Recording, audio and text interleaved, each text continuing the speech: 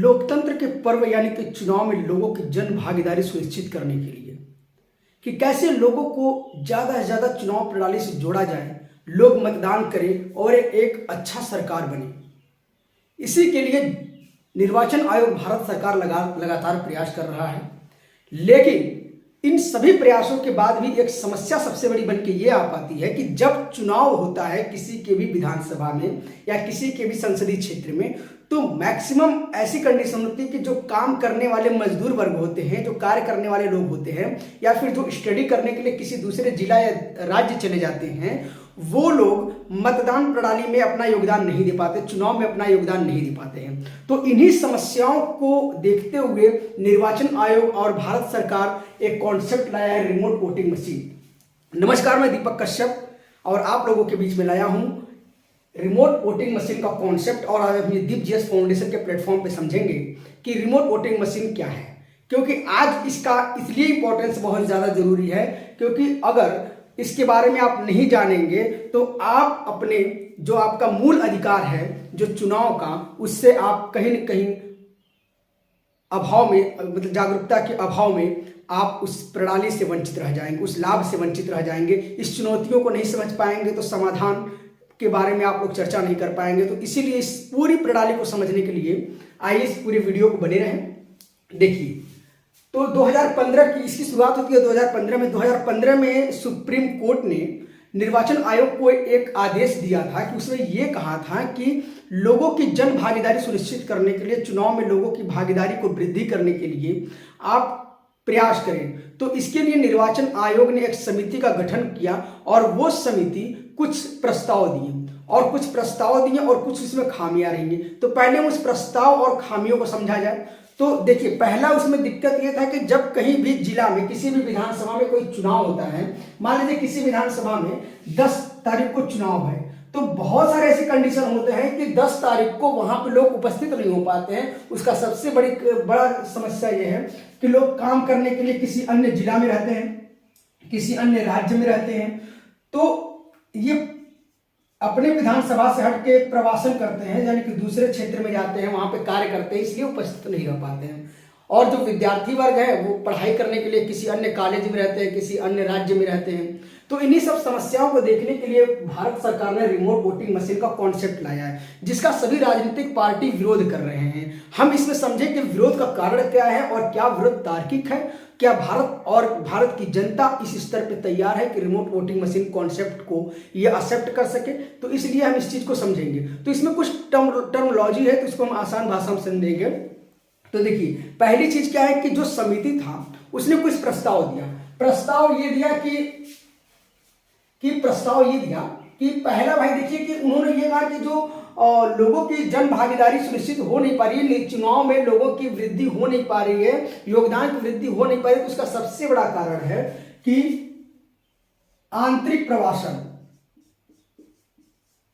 आंतरिक प्रवासन का ये मतलब है कि आप अपने क्षेत्र में, देश में या राज्य में या जिले में अपने विधानसभा को छोड़ के, जहां पर चुनाव हो रहा है उसको छोड़कर आप किसी अन्य राज्य या जिला में कार्य करते हो, तो इसलिए वहां पे आपकी उपस्थिति नहीं हो पाती है, इसलिए आप उस चुनाव प्रणाली से वंचित हो जाते हैं। तो सबसे बड़ा कारण ये है। अब देखिए, ये समस्या क्यों हुआ, क्योंकि भारत में 91.8%, यानी कि 91.8% रजिस्टर्ड मतदाता हैं।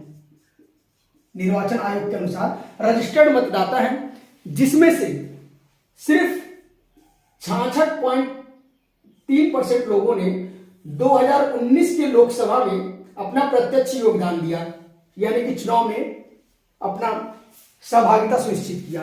अब ये देखिए कि जिस देश में आप लगभग 30 करोड़ लोग, जिस देश में 30 करोड़ लोग चुनाव में हिस्सा ही नहीं लिए, चुनाव में अपनी योगदान ही नहीं दिए, तो वहां पे किस प्रकार से लोकतंत्र को मजबूत किया जा सकता है। तो इन्हीं सब समस्याओं को देखते हुए भारत सरकार और निर्वाचन आयोग ने रिमोट वोटिंग मशीन का कॉन्सेप्ट लाया। इसका मतलब यह है कि कोई भी व्यक्ति कहीं से भी अपने विधानसभा क्षेत्र में जब चुनाव होगा तो वहां से वोट डाल देगा। तो इस चीज को पहले समझिए, प्रवासन होता क्या है, प्रवासी मजदूर क्या होते हैं, इस चीज को समझिए। तो इसके लिए पहले हम ये देखते हैं कि कोई भी व्यक्ति जैसे कि आप ये देखते हैं कि यूपी के मैक्सिमम जो है लोग, जो मजदूर वर्ग होते हैं, वो सूरत या फिर मुंबई में काम करते हैं, मुंबई में काम करते हैं। और अक्सर ये देखा जाता है कि उत्तर प्रदेश में जब चुनाव होता है, विधानसभा या लोकसभा का चुनाव होता है, तो सूरत और मुंबई में कार्य करने वाले जो मजदूर होते हैं वो वही 1,000 रुपए 2,000 रुपए खर्च करके चुनाव प्रणाली में हिस्सा अपना योगदान नहीं दे सकते, क्योंकि वो गरीब व्यक्ति है, उनके लिए 1,500 रुपये बहुत बड़ी रकम होती है। तो इसी सब समस्याओं देख लीजिए, रिमोट वोटिंग मशीन कॉन्सेप्ट ला गया। अब ये कार्य कैसे करता है, इस चीज को समझिए, ये कार्य कैसे करता है रिमोट वोटिंग मशीन। देखिए, सरकार ने ईवीएम का ही, देखिए ईवीएम का ही अपडेटेड वर्जन लाया है, अपडेटेड वर्जन है ये, ठीक है, अपडेटेड वर्जन ईवीएम का है। और इसको बनाने वाली जो संस्था है, इसको जो बनाने वाली संस्था है, इलेक्ट्रॉनिक कॉर्पोरेशन ऑफ इंडिया के साथ निर्वाचन आयोग मिलकर इस चीज को बना रहा है, जो बिना इंटरनेट के है, इंटरनेट इसमें नहीं रहेगा। इसलिए इंटरनेट अगर नहीं रहेगा तो इसको हैक करने की भी समस्या समाप्त हो जाएगी। दूसरी चीज क्या है कि इस मशीन में वीवीपैट है, यानी कि अगर आप किसी को वोट डाल रहे हैं तो उसमें से एक पर्ची निकलेगी, जिससे यह सत्यापित हो जाएगा कि आपने जिस व्यक्ति या फिर जिस पार्टी को वोट दिया है वो उसी से मैच कर रहा है। तो ये तो हो गया। अब देखिए ये कार्य कैसे करता है। जैसे कि मान लीजिए इसमें कार्य कैसे करता है। मान लीजिए कोई व्यक्ति है जो आजमगढ़ में रहने वाला है, ठीक, कोई व्यक्ति है आजमगढ़ में रहने वाला, और वो सूरत, मुंबई, महाराष्ट्र, गुजरात, कहीं भी एनीवेयर कहीं भी वो जॉब करता है। अब इसके पास समस्या ये है कि ये सिर्फ साल में या फिर 2 साल में या फिर 5 साल में सिर्फ एक बार अपने गृह जनपद में आता है, और यहाँ पे अपने जो उनका गृह जनपद है वहां पे 5 साल में या 3 साल में 2 बार चुनाव हो जाते हैं, एक विधानसभा का हो जाता है और एक लोकसभा का हो जाता है। तो ये क्या होता है कि इन चुनाव प्रणाली से वंचित रह जाता है, जिससे इसका जो क्या योगदान है चुनाव में, ये किसकी सरकार चाहता है, किस पार्टी को जिताना चाहता है, इससे क्या है कि ये वंचित रह जाता है, जिससे क्या है लोकतंत्र मजबूत नहीं होता है। तो अब देखिए होता क्या है कि अगर किसी व्यक्ति को अगर ये रिमोट वोटिंग मशीन का लाभ लेना है, यानी कि रिमोट वोटिंग मशीन प्रणाली से जुड़ना है, तो वो व्यक्ति अपने गृह जनपद में, इस आजमगढ़ में गृह जनपद में रिटर्निंग ऑफिसर के पास ऑफलाइन या ऑफलाइन मतलब क्या है कि वो खुद फॉर्म फिल करके अपने पास से लेकर जाए या फिर वहां के ऑफिस में जाकर कांटेक्ट करे, या ऑनलाइन वेबसाइट में ऑफलाइन या ऑनलाइन रजिस्टर्ड करा दी। जब ये ऑनलाइन या ऑफलाइन रजिस्टर्ड करा देते हैं तो फिर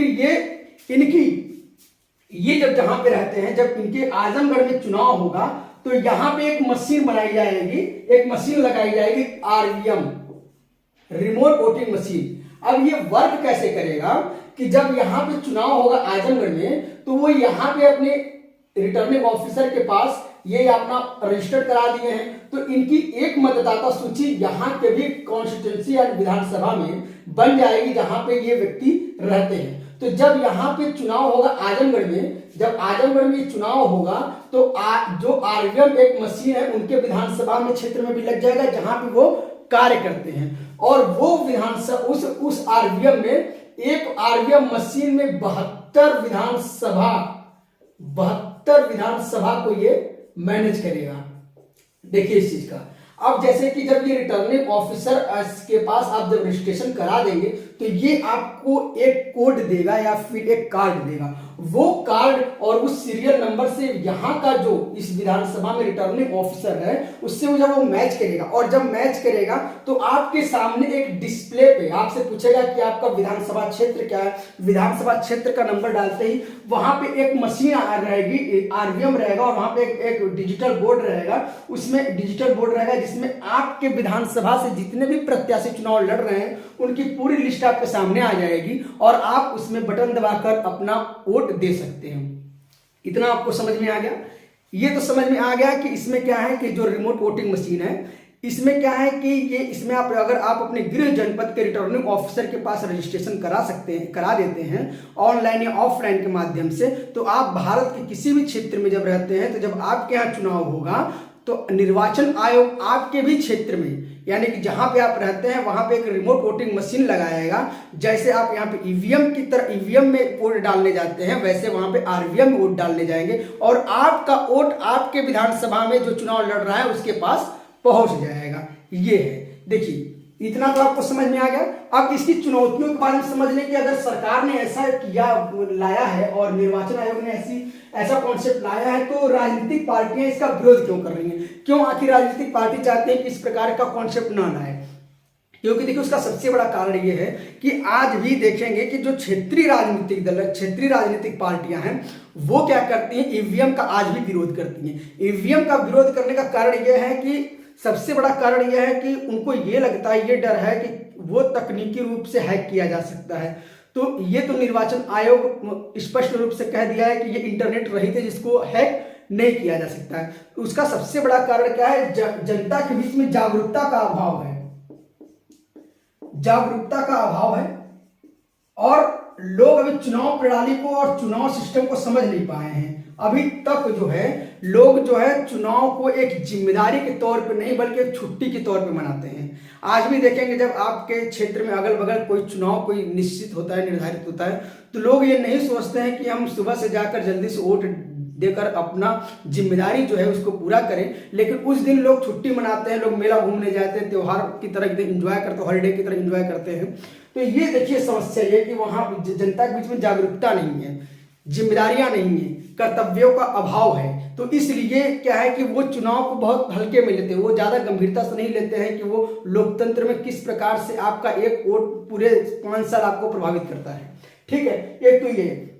दूसरा क्या है कि देखिए चुनाव जब होता है किसी भी विधानसभा में, किसी भी देश में, तो सबसे बड़ा कॉन्सेप्ट होता है आचार संहिता। आचार संहिता में कुछ नियम कानून बनाए जाते हैं निर्वाचन आयोग के द्वारा, जिसमें किसी भी प्रकार से बहला फुसलाकर पैसे के दम पे आपको वोट न दिया जा सके।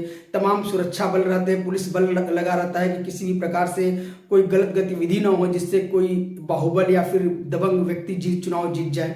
तो अगर देखिए गवर्नमेंट का ये प्रपोजल है, तो आप ये बताइए, सपोज करिए आजमगढ़ में चुनाव होने वाला है, आजमगढ़ में आजमगढ़ में आचार संहिता लागू होगी। क्योंकि आचार संहिता का कॉन्सेप्ट ये होता है कि कुछ पदार्थ नहीं बिकेंगे उस दिन। आचार संहिता में कुछ एक निश्चित लोगों के साथ घूमना होता है, निश्चित लोगों के साथ मिलना होता है, प्रचार प्रसार का एक नियम कानून होता है। तो आप जरा ध्यान दीजिए, जो व्यक्ति गरीब है, ईमानदार छवि का व्यक्ति है, जो कर्मठ है, वो अगर एक विधानसभा चुनाव लड़ रहा है और वो जानता है कि उसके गांव के रहने वाले, उसके जिले के मैक्सिमम लोग रहने वाले महाराष्ट्र में जॉब करते हैं, वहां पे अगर रिमोट वोटिंग मशीन से वहां पे वोट होने वाला है, तो आप ये ध्यान दीजिए कि वो अपना विधानसभा क्षेत्र संभालेगा कि जहां पे रिमोट वोटिंग मशीन लगा है वहां पे जाकर संभालेगा। एक तो यहाँ पे दिक्कत हो रही है। इसमें दूसरी चीज क्या होती है कि जो क्षेत्रीय पार्टी है, जब क्षेत्रीय पार्टी मान लीजिए जो है, जैसे कि क्षेत्रीय पार्टी में सपा मान लीजिए, ठीक है, और निषाद पार्टी मान लीजिए, तो ये जो क्षेत्रीय पार्टी है, आप ये बताइए कि वो सिर्फ आजमगढ़ में वर्क करेंगे कि सूरत या मुंबई में जाकर वर्क करेंगे? और सूरत अगर मुंबई में वर्क करेंगे तो क्या वहां की गवर्नमेंट इनके साथ कंप्रोमाइज करेगा कि नहीं करेगा? तो ये तमाम समस्याएं उत्पन्न हो रही हैं। दूसरी चीज क्या, इसमें सबसे ज्यादा लाभ जो होगा नेशनल पार्टियों को होगा, राष्ट्रीय पार्टियों का।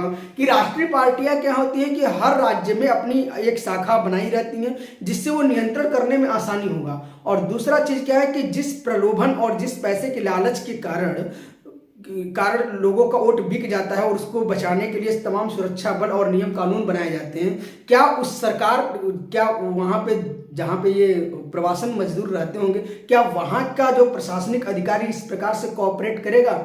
नहीं करेगा, मैक्सिमम चांसेस में नहीं करेगा। क्योंकि इसका रीजन ये है कि आज भी क्या है कि कई राज्य एक दूसरे से हमेशा विरोधाभासी रहते हैं, या तो जल विवाद में या फिर प्रशासनिक विवाद में या सीमा विवाद में किसी भी प्रकार से विरोधाभासी रहते हैं। तो इस प्रकार से समस्या उत्पन्न हो सकती है। तो ये तो हमने कॉन्सेप्ट समझ लिया कि रिमोट वोटिंग मशीन के क्या चुनौतियां हैं। ठीक है, अब इसके देखिए लाभ समझ जाएं।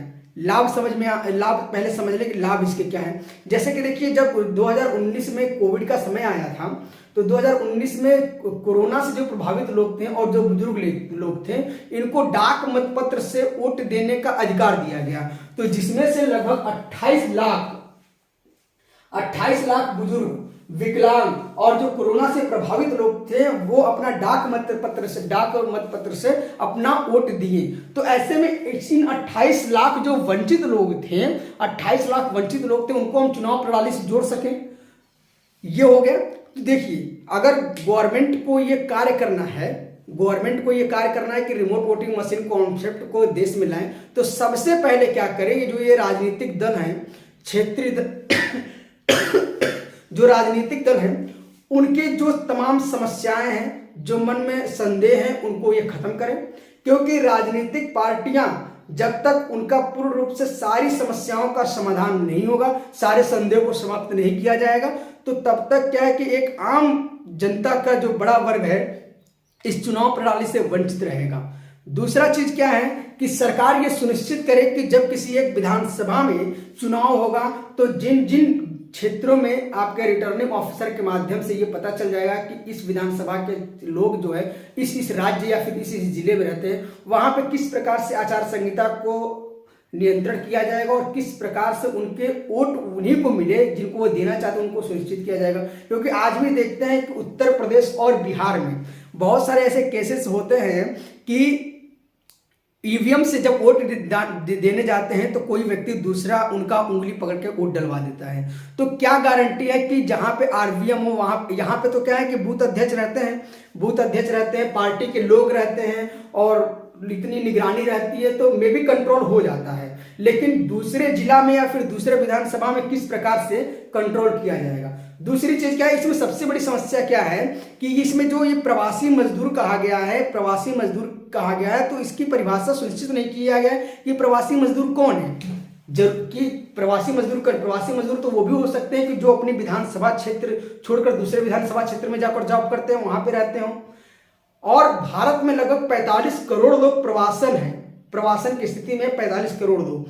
कई लोग इसमें से विवाह करके अपने गृह जनपद छोड़कर किसी अन्य जगह जाकर बस गए हैं, कुछ लोग काम के लिए दूसरे जगह जिला में जाकर बस गए हैं, कुछ विद्यार्थी हैं जो पढ़ाई लिखाई से संबंधित या फिर अन्य कार्यों से संबंधित जाकर लगभग 45 करोड़ देश में जो है प्रवासन की स्थिति में है। तो इस प्रकार से उनके हितों की सुरक्षा कैसे होगी, इस प्रकार को जब तक सरकार सुनिश्चित नहीं करेगा और निर्वाचन आयोग प्रेस कॉन्फ्रेंस करके सबके समस्याओं का, सबके संदेहों का निदान नहीं करेगा, तब तक रिमोट वोटिंग मशीन कॉन्सेप्ट को स्वीकार करना थोड़ा सा जनता के लिए और राजनीतिक पार्टियों के लिए असहज की स्थिति है। तो ऐसे में अब तक तो हमने ये कॉन्सेप्ट लाया, इसके बाद में अगर निर्वाचन आयोग या फिर भारत सरकार कोई और कॉन्सेप्ट देता है तो इसी रिमोट वोटिंग मशीन में हम इसको ऐड करके आगे से पढ़ाएंगे। अब तक जो हमने ये जानकारियां पढ़ाई है पीआईबी और निर्वाचन आयोग के वेबसाइट से लेकर पढ़ाई है। चलिए, थैंक यू वेरी मच।